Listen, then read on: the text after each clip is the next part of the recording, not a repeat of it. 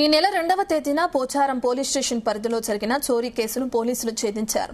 ఓ ఇంట్లో పగటిపూట తాళాలు పగలకొట్టి బంగారు ఆభరణాలు, నగదు చోరీ చేసిన 2 అంతర్రాష్ట్ర దొంగలను పోలీసులు అరెస్టు చేశారు. వాహనాల తనిఖీల సమయంలో యమ్నంపేట గ్రామ సమీపంలో అనుమానాస్పదంగా తిరుగుతున్న 2ని అదుపులోకి తీసుకుని విచారించగా చోరీలకు పాల్పడినట్లు అంగీకరించారు. మేడ్చల్ జిల్లా పోచారం ఐటీ కారిడార్లో పోలీసులు ఉప్పల్ సీసీఎస్ బృందంతో కలిసి అంతర్రాష్ట్ర దొంగలను అరెస్టు చేశారు.